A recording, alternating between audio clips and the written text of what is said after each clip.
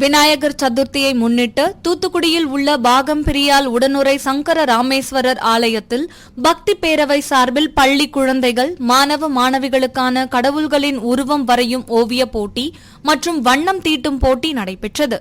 இந்த போட்டியில் 4 வயது முதல் 17 வயது வரை உள்ள குழந்தைகள் மற்றும் பள்ளி மாணவ மாணவிகள் நூற்றுக்கணக்கானோர் கலந்து கொண்டு விநாயகர், முருகன், சிவன், பார்வதி உள்ளிட்ட கடவுள்களின் உருவங்களை வரைந்து வண்ணம் தீட்டி மகிழ்ந்தனர்.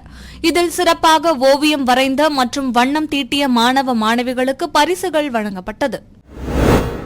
திண்டுக்கல் மாவட்டம் கொடைரோடு அருகே அம்மையநாயக்கனூர் ஊராட்சி ஒன்றிய தொடக்கப்பள்ளியில் 1 முதல் 5ஆம் வகுப்பு வரை சுமார் 400க்கும் மேற்பட்ட மாணவர்கள் படித்து வருகின்றனர்.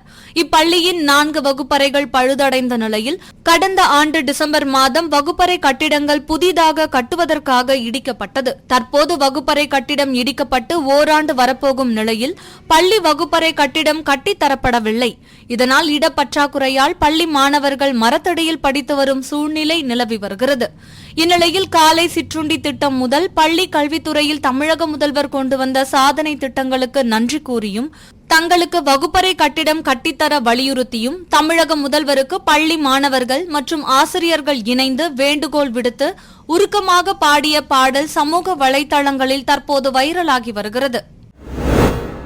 திண்டுக்கல் மாவட்டம் கன்னிவாடி வனச்சரகத்திற்கு உட்பட்ட ஆத்தூர் காமராஜர் அணை பகுதியில் கன்னிவாடி வனத்துறை அதிகாரிகள் ரோந்து பணியில் ஈடுபட்டிருந்தனர். அப்போது பாறைப்பட்டியைச் சேர்ந்த பதர்தீன் என்பவருக்கு சொந்தமான தென்னந்தோப்பில் துப்பாக்கியால் பெண் கடமானை வேட்டையாடி கரி துண்டுகளாக வெட்டி கொண்டிருந்த ஆத்தூரைச் சேர்ந்த முருகன் என்பவரை வனத்துறையினர் சுற்றி வளைத்து கைது செய்தனர். மேலும் அவரிடம் இருந்த மான்கறி மற்றும் மானின் தலைப்பகுதி பறிமுதல் செய்யப்பட்டது. மேலும் இவருடன் தொடர்புடைய வெள்ளோட்டை சேர்ந்த ஆல்வின் எடிசன் என்பவர் துப்பாக்கியுடன் தப்பி ஓடிவிட்ட நிலையில் அவரை போலீசார் தேடி வருகின்றனர். ஈரோடு மாவட்டம் சத்தியமங்கலம் அடுத்த புஞ்சை புளியம்பட்டியில் இருந்து பவானிசாகர் செல்லும் சாலையில் 90s கிட்ஸ் என்ற துணிக்கடை இயங்கி வருகிறது. இந்நிலையில் கடையில் துணி வாங்குவது போல் வந்த 4 பெண்கள் அக்கடையில் பணிபுரிந்து வந்த பெண்ணை திசை திருப்பி தாங்கள் கொண்டு வந்த கட்டைப்பையில் துணிகளை திருடிச் செல்ல முயற்சி செய்துள்ளனர். இதனை சிசிடிவி கேமராவில் கண்ட அக்கடையில் பணிபுரிந்து வந்த பெண் உடனடியாக அவர்களை கையும் களவுமாக பிடிக்கவே சுதாரித்துக் கொண்ட அவர்கள் அந்த பெண்ணை அடிக்க முயற்சி செய்து தப்பி ஓடியுள்ளனர். தற்போது இந்த சிசிடிவி காட்சிகள் வெளியாகி பரபரப்பை ஏற்படுத்தியுள்ளது. இந்நிலையில் இதுகுறித்து அளிக்கப்பட்ட புகாரின் பேரில் சிசிடிவி காட்சிகளை அடிப்படையாக கொண்டு திருட வந்த அந்த 4 பெண்களை புஞ்சை புளியம்பட்டி காவல்துறையினர் தேடி வருகின்றனர்.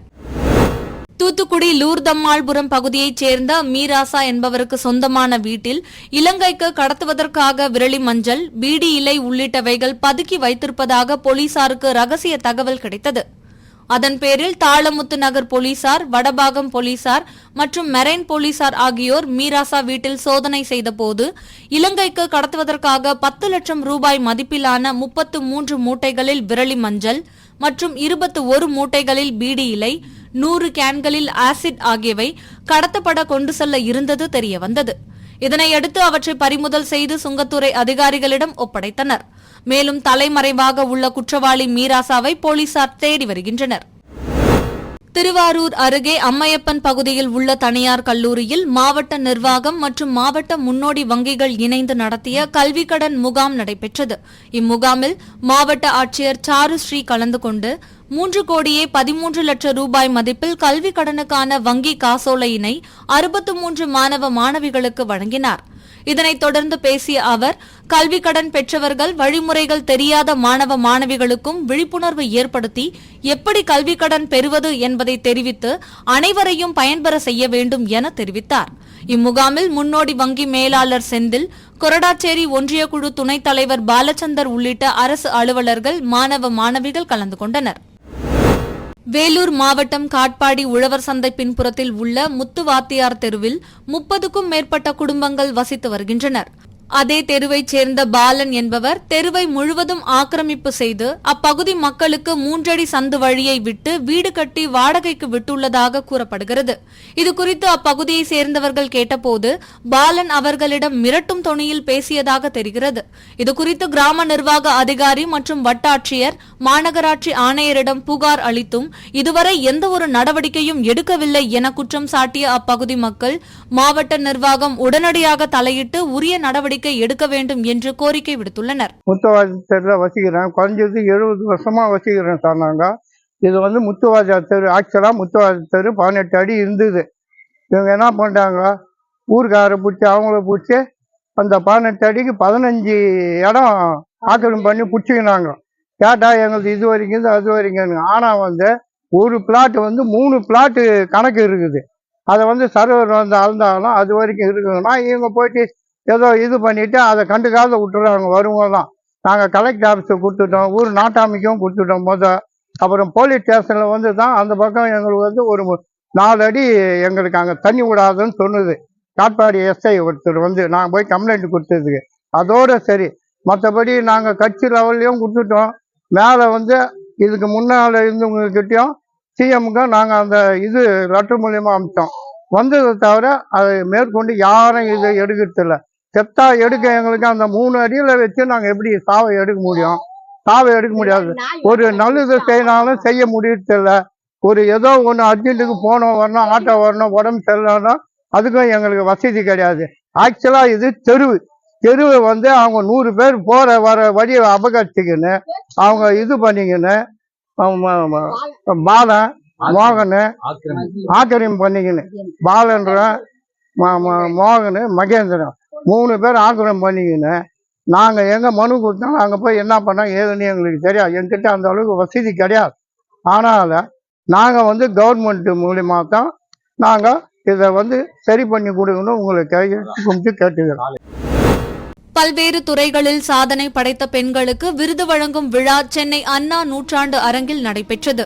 இதில் பாடகி LR ஈஸ்வரி, JFW இணை நிறுவனர் பினா சுஜித், விலங்குகள் நல ஆர்வலர் யக்னா பிரபா, பிரபல புகழ்வாய்ந்த ஆடை வடிவமைப்பாளர் சங்கீதா, வணிக பயிற்சியாளர் திவ்யா ஸ்வப்னாராஜ் ஆகியோர் இந்த ஆண்டு வாழ்நாள் சாதனையாளர் விருதுகளை பெற்றனர்.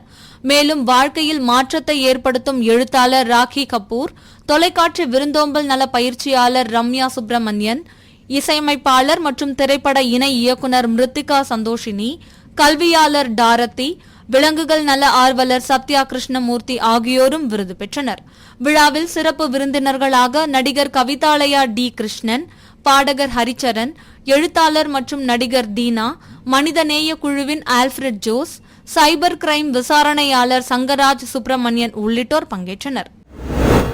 ஒன்றிய அரசு விலைவாசியை கட்டுப்படுத்த வலியுறுத்தி திருவாரூர் மாவட்ட குழு இந்திய கம்யூனிஸ்ட் கட்சி சார்பில் திருவாரூர் பழைய பேருந்து நிலையம் அருகில் கண்டன ஆர்ப்பாட்டம் நடைபெற்றது.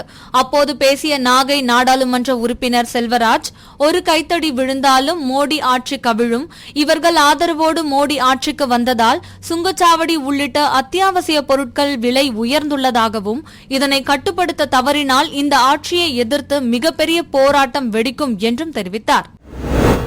ராணிப்பேட்டை மாவட்டம் அரக்கோணம் ஸ்வால்பேட்டை காந்தி ரோட்டில் வசிப்பவர் விஜயன். இவர் ஜோதி நகரில் மருந்து கடை வைத்துள்ளார். இவரது மனைவி மீனாட்சி. இவர் வளர்புரம் கிராமத்தில் அங்கன்வாடி மையத்தில் ஊழியராக பணிபுரிந்து வந்தார். இவர்களுக்கு ஒரு மகன் மற்றும் ஒரு மகள் உள்ளனர். இந்நிலையில் நேற்றிரவு உறவினர்கள் விஜயன் வீட்டினருக்கு போன் செய்தபோது நால்வரது போனும் சுவிட்ச் ஆஃப் என வந்துள்ளது. இதனால் சந்தேகமடைந்த உறவினர் வளர்புரத்திலிருந்து வந்து பார்த்தபோது வீடு உள்ளே தாழ்பாலிடப்பட்டிருந்தது. பின்னர் இதுகுறித்து அரக்கோணம் நகர காவல் நிலையத்திற்கு தகவல் தெரிவிக்கப்பட்டதன் பேரில் சம்பவ இடத்திற்கு வந்த போலீசார் கதவை உடைத்து உள்ளே சென்று பார்த்தபோது மூவரும் சடலமாக வீட்டில் கண்டெடுக்கப்பட்டனர். இதையடுத்து விஜயன் தலைமறைவாகினார். இதையடுத்து மூவரது உடலை கைப்பற்றி பிரேத பரிசோதனைக்காக வேலூர் அடுக்கம்பாறை அரசு மருத்துவக் கல்லூரி மருத்துவமனைக்கு அனுப்பி வைத்து வழக்கு பதிவு செய்து கொலையா தற்கொலையா என விசாரணை நடத்தி வருகின்றனர். மதுரை மாவட்டம் குராயூர் சென்னம்பட்டி பகுதியில் புதிதாக மதுக்கடைகள் திறக்கப் போவதாக சமீபத்தில் அறிவிப்பு வெளியானது. இதற்கு அப்பகுதி மக்கள் எதிர்ப்பு தெரிவித்தனர். இருப்பினும் அப்பகுதியில் டாஸ்மாக் கடையை திறக்க அதிகாரிகள் தயாராகினர். இந்நிலையில் குராயூர், சென்னம்பட்டி உள்ளிட்ட கிராமங்களைச் சேர்ந்த பெண்கள் உள்ளிட்ட 500க்கும் மேற்பட்டோர் அப்பகுதி பிரதான சாலையில் திரண்டு மறியலில் ஈடுபட்டனர்.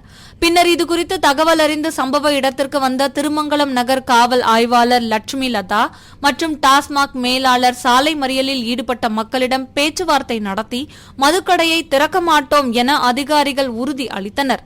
இதையடுத்து மக்கள் கலைந்து சென்றனர்.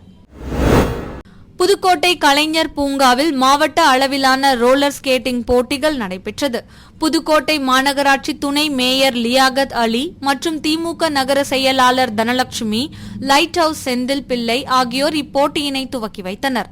புதுக்கோட்டை மாவட்ட ரோலர் ஸ்கேட்டிங் அசோசியேஷன் நிறுவனர் விஷ்ணு சிவா போட்டிக்கான ஏற்பாடுகளை செய்திருந்தார்.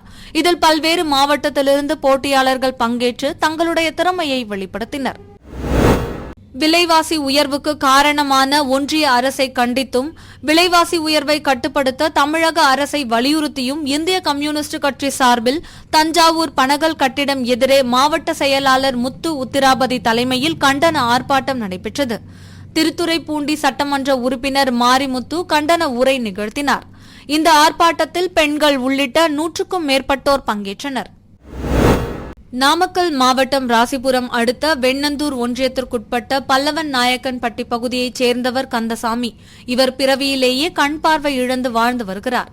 இந்நிலையில் கண் பார்வையற்றோருக்கு அரசால் வழங்கப்படும் இலவச பேருந்து அடையாள அட்டையை வைத்து அப்பகுதி வழியாக வந்த அரசு பேருந்தில் ஏறி பயணம் மேற்கொண்டுள்ளார். அப்போது கந்தசாமி தன்னிடம் உள்ள இலவச பேருந்து அடையாள அட்டையை நடத்துனரிடம் காட்டியபோது பாஸ் செல்லாது என்று கூறி பேருந்தில் இருந்து இறக்கிவிட்டதாக கூறப்படுகிறது. மேலும் இதுகுறித்து பேசிய கந்தசாமி, மாற்றுத்திறனாளிகளுக்கு மாதந்தோறும் வழங்கப்படும் உதவித்தொகையை பழைய கால முறைப்படி மணி ஆர்டர் மூலம் வழங்க வேண்டும் எனவும், தற்போது வங்கிக்கு சென்று பணம் எடுக்க வேண்டும் என்றால் மற்ற நபரை அழைத்துக் கொண்டு வங்கிக்கு சென்று பணம் எடுப்பதாகவும், அவர்கள் கூட்டி செல்வதற்கு தன்னிடம் 300 ரூபாய் பணம் பெற்றுக் கொள்வதாகவும் வேதனையுடன் தெரிவித்தார். மேலும் அனைத்து அரசு பேருந்துகளிலும் இலவசமாக பயணம் செய்யவும் மாற்றுத்திறனாளிகளுக்கு தனி இருக்கை வழங்க வேண்டும் என கோரிக்கை விடுத்துள்ளார். ஐயா, நாங்க பீனியேட்டர் போஸ்ட் பலவனா கிளிகிராம் நாமக்கல் டிஸ்ட்ரிக்ட் ஆசிரியர் தாலுக்கா பிச்சம்பாளையத்திலிருந்து கொடுக்குறாங்க, நியூஸ் கொடுக்குறாங்க. அதாவது எங்களுக்கு வந்து பென்ஷன் வந்து கரெக்டா வந்து வீட்டுக்கு வர மாதிரி பேங்க்ல போய் எடுக்க முடியலைங்க. பேங்க் போனாக்க கூலி கொடுத்து ஆளுங்களை கூட்டிட்டு போக வேண்டியா இருக்குங்க. அரசு பேருந்துல பயணம் செய்யும் பொழுது எங்களுக்குன்னு வந்து தனி இருக்கைகள் வழங்கப்பட வேண்டும். அதே மாதிரி டிக்கெட் எடுக்கணும்னு சொல்லிட்டு மிரட்டுறாங்க. எல்லா சிஸ்டர்ல டிக்கெட் எடுக்கணும்னு சொல்லி மிரட்டுறாங்க. கொஞ்சம் அரசு வந்து தகுந்த நடவடிக்கை எடுக்கணுங்க. சிவகங்கை மாவட்டம் பூவந்தியில் விநாயகர் சதுர்த்தி திருவிழாவை முன்னிட்டு பூவந்தி கிராம இளைஞர்கள் மற்றும் தமிழ்நாடு ஜல்லிக்கட்டு பேரவை சார்பாக மாபெரும் மாட்டுவண்டி எல்லை பந்தயம் நடைபெற்றது. பெரிய மாடு, சிறிய மாடு என இரு பிரிவுகளாக நடைபெற்ற போட்டியில் சிவகங்கை, மதுரை, புதுக்கோட்டை, ராமநாதபுரம், திண்டுக்கல் மாவட்டங்களைச் சேர்ந்த 23 மாட்டு வண்டிகள் பங்கேற்றன. மதுரை தொண்டி தேசிய நெடுஞ்சாலையில் நடைபெற்ற இப்போட்டியில் பெரிய மாட்டு பிரிவிற்கு 8 மைல் தூரமும், சிறிய மாட்டு பிரிவிற்கு 6 மைல் தூரமும் பந்தய எல்லைகளாக நிர்ணயிக்கப்பட்டது. பெரிய மாட்டு பிரிவில் 6 ஜோடி மாடுகளும், சிறிய மாட்டு பிரிவில் 17 ஜோடி மாடுகளும் பங்கேற்றன. போட்டியில் முதல் 4 இடங்களை பிடித்த மாட்டு வண்டியின் உரிமையாளர்களுக்கும் அதனை ஓட்டி வந்த சாரதிகளுக்கும் ரொக்க பரிசு வழங்கி கௌரவிக்கப்பட்டது. இறுதி வரை விறுவிறுப்பாக நடைபெற்ற இப்போட்டியினை சிவகங்கை, குயவன்குளம், திருமாஞ்சோலை மற்றும் சுற்றுவட்டார பகுதியில் இருந்து ஏராளமான பொதுமக்கள் சாலையின் இருபுறங்களிலும் நின்று கண்டு ரசித்தனர். தூத்துக்குடி முத்தையாபுரம் அம்மன் கோவில் தெருப்பகுதியைச் சேர்ந்தவர் செல்லப்பா சக்தி தம்பதியினர். சக்திக்கும் முத்தையாபுரம் ஐயன் கோவில் பகுதியைச் சேர்ந்த வினோத்குமார் என்ற இளைஞருக்கும் கள்ள தொடர்பு இருந்ததாக கூறப்படுகிறது. இதை செல்லப்பா கண்டித்துள்ளார். இந்நிலையில் கடந்த 1ஆம் தேதி செல்லப்பா வீட்டில் இல்லாத நிலையில் அதிகாலையில் சக்தியும் வினோத்தும் வீட்டில் தனிமையில் இருந்துள்ளனர். அப்போது அங்கு வந்த செல்லப்பா வினோத்தை கண்டித்து அனுப்பியதுடன் தனது வீட்டை உடனடியாக காலி செய்துவிட்டு குடும்பத்துடன் ஏரல் அருகே உள்ள மாரமங்கலம் கிராமத்திற்கு சென்றுள்ளார். இதையடுத்து செல்லப்பா வினோத்தை தேடி ஐயன்கோவில் தெரு பகுதியில் உள்ள அவரது வீட்டிற்கு சென்றுள்ளார். ஆனால் வீட்டில் அவர் இல்லாத நிலையில் வீட்டில் படுத்து உறங்கிக் கொண்டிருந்த அவரது தம்பி பிரவீன் என்பவரை அரிவாளால் கொடூரமாக வெட்டி படுகொலை செய்துவிட்டு தப்பி ஓடியுள்ளார். இதையடுத்து சம்பவ இடத்திற்கு வந்த முத்தையாபுரம் காவல்துறையினர் கொலை செய்யப்பட்ட பிரவீன் உடலை கைப்பற்றி பிரேத பரிசோதனைக்காக தூத்துக்குடி அரசு மருத்துவக் கல்லூரி மருத்துவமனைக்கு அனுப்பி வைத்தனர். மேலும் கொலை குறித்து முத்தையாபுரம் போலீசார் விசாரணை நடத்தி வருகின்றனர். மாற்றுத்திறனாளி வீரர்களுக்கான 17வது பாராலிம்பிக் போட்டிகள் பிரான்ஸ் நாட்டின் பாரிஸ் நகரில் நடைபெற்று வருகிறது. இதில் மகளிர் ஒற்றையர் பிரிவு பேட்மிண்டனில் தமிழகத்தைச் சேர்ந்த வீராங்கனை துளசிமதி முருகேசன் வெள்ளிப்பதக்கம் வென்றிருந்தார். இந்நிலையில் பதக்கம் வென்று தாயகம் திரும்பிய வீராங்கனை துளசிமதி முருகேசன் சொந்த ஊரான காஞ்சிபுரத்துக்கு இன்று வருகை தந்தபோது காஞ்சிபுரம் மக்கள் மற்றும் சமூக அலுவலர் முத்து ஏற்பாட்டில் காஞ்சிபுரம் மாநகராட்சிக்கு உட்பட்ட காந்தி சாலையில் இருந்து டி.கே. நம்பி தெரு, தேரடி, ரங்கசாமி குளம் வரை பேண்ட் வாத்தியங்கள் ஒலிக்க உற்சாக வரவேற்பளித்தனர்.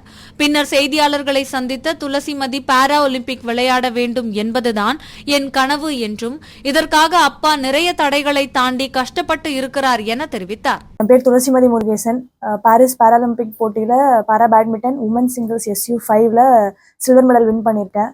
இன்னைக்கு தான் காஞ்சிபுரத்துக்கு வந்தேன். வந்த உடனே இறங்கின உடனே பச்சை பாஸ் ஓனர் சார் அவங்க ரொம்ப கிராண்டா வெல்கம் பண்ணி என்னை ஃபர்ஸ்ட் வெல்கம் பண்ணாங்க. ரொம்ப நான் எதிர்பார்க்கவே இல்லை இவ்வளோ கிராண்டா வெல்கம் பண்ணுவாங்கன்னு. ரொம்ப ஹாப்பியா இருக்கு, ரொம்ப ப்ரௌடா இருக்கு. சின்ன வயசுலேருந்து அப்பா தான் எனக்கு கோச்சிங் கொடுத்தது சின்ன வயசுலேருந்தே. ஸோ ரொம்ப ப்ரௌடாக ஃபீல் பண்ணுறேன். நான் இந்த மெடலை எங்கள் அப்பாவுக்கு தான் நான் டெடிகேட் பண்ணணும்னு நினைக்கிறேன். இடுக்கி மாவட்டம் மூணார் அருகே காந்தலூர் குடியிருப்பு பகுதிகளுக்குள் அடிக்கடி வரும் யானைகள் பீதியை ஏற்படுத்தி வருவதாக அப்பகுதி மக்கள் தெரிவிக்கின்றனர். இந்நிலையில் அப்பகுதியைச் சேர்ந்த மதியழகன் என்பவரது வீட்டின் முன் நிறுத்தி வைக்கப்பட்டிருந்த ஆட்டோ மீது தாக்குதல் நடத்திய யானை அருகில் உள்ள மற்றொரு வீட்டை தாக்க முயன்றது. சில வாரங்களாக மோஜா யானைகள் மக்கள் வசிக்கும் பகுதிகளுக்குள் அடிக்கடி இறங்கி இருசக்கர வாகன ஓட்டிகள் தாக்கப்படுகின்றனர் என்றும் அவற்றை வனப்பகுதிகளுக்குள் விரட்ட நடவடிக்கை எடுக்கவில்லை என்றும் அப்பகுதி மக்கள் குற்றம் சாட்டுகின்றனர். தர்மபுரி மாவட்டம் பெண்ணாகரத்தை அடுத்த பெரும்பாலை பஞ்சாயத்துக்கு உட்பட்ட சானாரப்பட்டி கிராமத்தில் இருந்து ஆலமரத்தூர், ரோனிப்பட்டி, சோழி கவுண்டனூர் உள்ளிட்ட பகுதிகளுக்கு செல்லக்கூடிய சுமார் 3 கிலோமீட்டர் தொலைவில் உள்ள தார் சாலை மிகவும் குண்டும் குழியுமாக சேதமடைந்து காணப்படுகிறது. இவ்வழியாக பணிக்கு செல்லும் மக்கள் மற்றும் பள்ளி கல்லூரி மாணவ மாணவிகள் மற்றும் அத்தியாவசிய பணிக்காக செல்லும் விவசாயிகள் மிகவும் சிரமப்பட்டு சாலையை பயன்படுத்த வேண்டிய நிலை உள்ளதாக குற்றம் சாட்டுகின்றனர். இந்நிலையில் இந்த வழியாக செல்லக்கூடிய ஆம்புலன்ஸ் விபத்து ஏற்பட்டாலும் மேலும் கர்ப்பிணி பெண்கள் நோயாளிகள் சிகிச்சைக்காக செல்லும் பொழுது காலதாமதம் ஆவதாக பொதுமக்கள் குற்றம் சாட்டி வருகின்றனர். இந்த தார் சாலையை சீரமைக்க வேண்டும் என்று நீண்ட நாட்களாக பொதுமக்கள் கோரிக்கை விடுத்தும் பலமுறை அதிகாரியிடம் மனுக்கள் கொடுத்தும் எந்தவொரு நடவடிக்கையும் எடுக்கவில்லை என வேதனை தெரிவிக்கின்றனர். எனவே இந்த தார் சாலையை சீரமைக்க மாவட்ட நிர்வாகம் நடவடிக்கை எடுக்க வேண்டும் என பொதுமக்கள் கோரிக்கை விடுத்துள்ளனர்.